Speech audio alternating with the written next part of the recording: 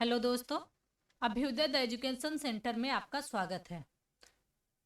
आज की कक्षा में हम रीजनिंग में क्रम व्यवस्था परीक्षण को पढ़ेंगे, जिसको हम इंग्लिश में जनरली रैंकिंग के नाम से भी जानते हैं। इसको इंग्लिश में हम रैंकिंग के नाम से भी जानते हैं। इसको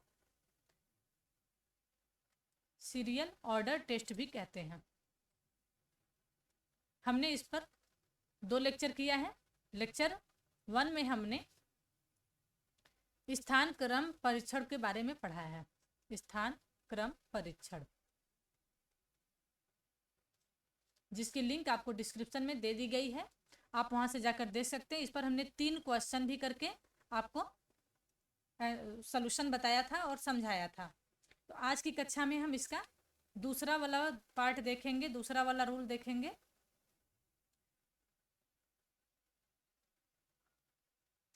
जो कि तुलना के आधार पर क्रम व्यवस्था है।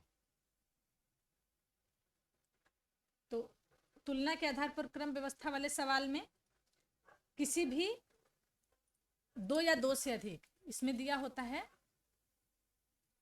2 या 2 से, तुलना कभी भी दो लोगों की या 2 से अधिक लोगों की होती है, ये तो आप जानते हैं। तो 2 या 2 से अधिक लोग होंगे, इसमें 2 से अधिक लोग होंगे। तुलना किस चीज की होती है?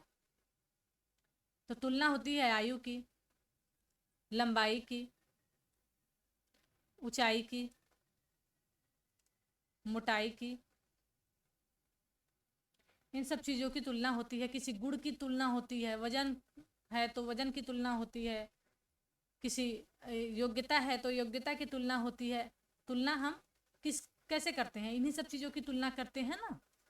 तो इस तरह से प्रश्न दिया होगा जिसमें किसी एक टॉपिक को लेकर तुलना किया होगा 2 या 2 से अधिक लोगों के बीच में, और उसमें से जनरली ऐसा क्वेश्चन पूछता है कि सबसे अच्छा कौन है या सबसे अधिक उम्र का कौन है। जैसे अगर आयु पे क्वेश्चन है तो पूछेगा सबसे अधिक उम्र का कौन है, अधिक उम्र का कौन है, इस तरह से पूछेगा। या फिर पूछेगा उम्र में सबसे छोटा कौन है।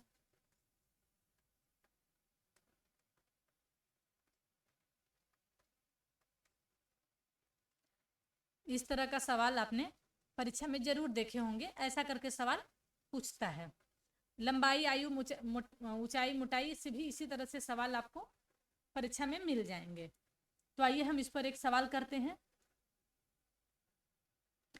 पहला सवाल है, सीता कड़िका से आयु में बड़ी है। सीता कड़िका से आयु में बड़ी है। ईला कड़िका से बड़ी है लेकिन सीता से छोटी है। सैंपा मानस और कणिका दोनों से छोटी है। कणिका मानस से बड़ी है। तो बताना है कि सबसे छोटी कौन है। तो हम इसको सॉल्व करेंगे।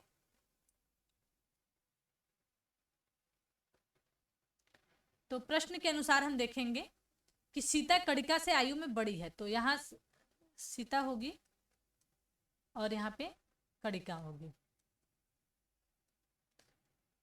सीता बड़ी है कणिका से, यहाँ दिया हुआ है आयु में बड़ी है, तो इस तरह का हम चिन्ह लगाएंगे। ये जो साइन है इस तरह का चिन्ह हम लगाएंगे।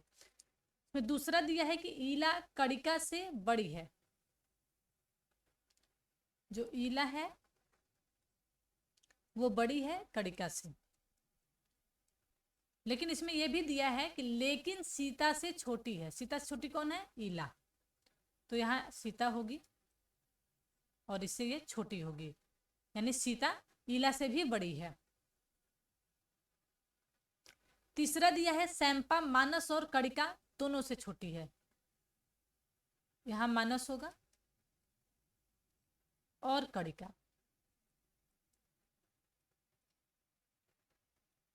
दोनों से छोटी है। कौन? सैंपा। दिया है कणिका मानस से बड़ी है। जो कणिका है वो मानस से भी बड़ी है। मानस से बड़ी है। तो सबसे छोटी कौन है ये हमें बताना है। तो ये कई सारा हम देख रहे हैं, यहाँ पे इक्वेशन टाइप का बन रहा है, 1 2, फिर एक ये वाला, एक ये 4 चौथा नंबर का। यहाँ देखा जाए तो सीता कड़िका से बड़ी है और सीता जो है ईला और कड़िका से बड़ी है, तो हम इक्वेशन नंबर 2 को उठाएंगे यहाँ से और हम इक्वेशन नंबर 4 से क्लियर करेंगे। ये 2 और 4 से करेंगे क्योंकि 3 भी इसमें काम आएगा। मानस और कड़िका सैंपा से बड़ी हैं और कड़िका जो है मानस से भी बड़ी है, तो यानी यहाँ पर इक्वेशन 2 और 3 से हो जाएगा। 2 और 4 से हमारा क्या होगा कि जो कड़िका है वह बड़ी है मानस से और ये दोनों बड़ी हैं सैंपा से। और इक्वेशन 2 से है कि सीता ईला कड़िका से बड़ी हैं, तो हम अगर 5 इक्वेशन मान लें तो 2 और 5 से करेंगे तो होगा सीता बड़ी है ईला से, ईला बड़ी है कड़िका से, कड़िका बड़ी है मानस से और मानस बड़ा है सैंपा से। ये इस तरह का हमारा एक इक्वेशन बनेगा।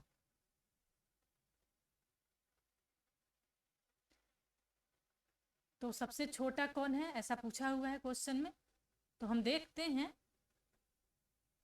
कि सबसे छोटी है सैंपा, यानी इसका आंसर हो जाएगा सैंपा। सैंपा सबसे छोटी है, सबसे छोटी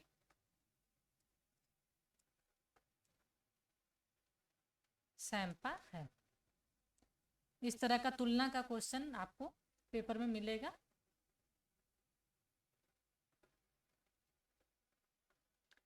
और आप सॉल्व कर लेंगे। ये बहुत ही सरल होता है, इसमें सिर्फ आपको इस तरह से इक्वेशन बना के ये देख लेना है कि कौन किस तरह से बैठ रहा है। जैसे हमने यहाँ पे सीता कड़िका से देखा कि सीता और इला यहाँ पे कड़िका से भी बड़ी है, इस तरह का भी दिया हुआ था। और मानस और कड़िका यहाँ पे और लगाया था, लेकिन एक दूसरा क्वेश्चन ये दे दिया था, दूसरा इक्वेशन कि जो कड़िका है वो मानस से बड़ी है, तो यानी कड़िका हमारा मानस से बड़ी है और सैंपा छोटी है। इस तरह से हमने इसको बना लिया था। आइए इस पर एक और क्वेश्चन करते हैं। क्वेश्चन है कि ए की उम्र बी की उम्र से अधिक है।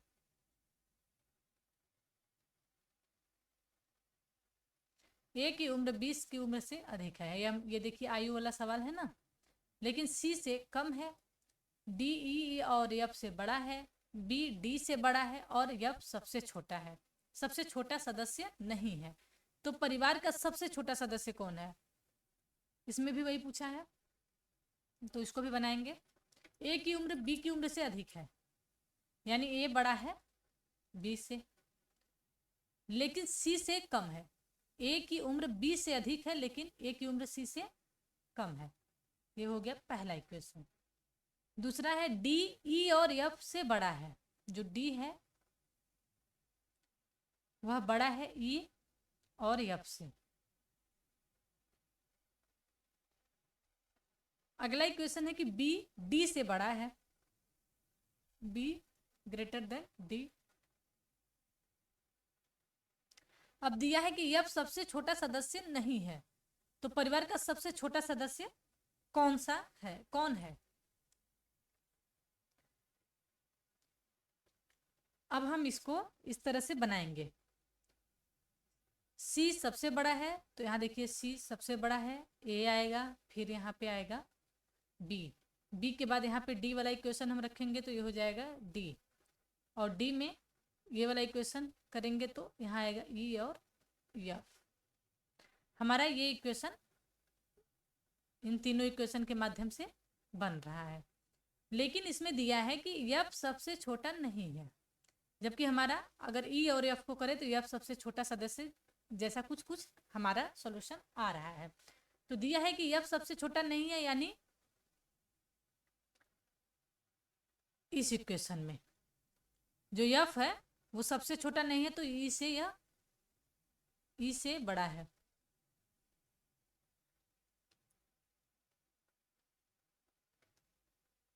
एफ जो है ई से बड़ा है, जो सबसे छोटा सदस्य नहीं है, इससे हमारा ये निष्कर्ष निकलता है कि एफ ई से बड़ा है यहाँ से। तो ये हो जाएगा C is greater than A, is greater than B, is greater than D, is greater than F और इज ग्रेटर देन ई। यानी सबसे छोटा सदस्य कौन सा है? ई है। जो परिवार का सबसे छोटा सदस्य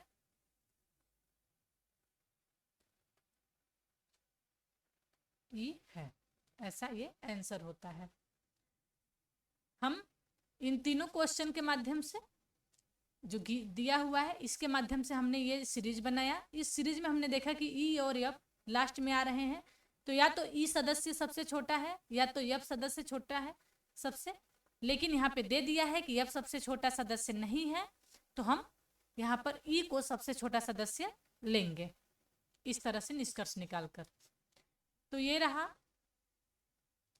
जो हमने रीजनिंग में क्रम व्यवस्था परीक्षण पढ़ा था, उस पर दोनों रूल पर हमने 2 लेक्चर किए। हमने पहला लेक्चर इसके पहले किया था,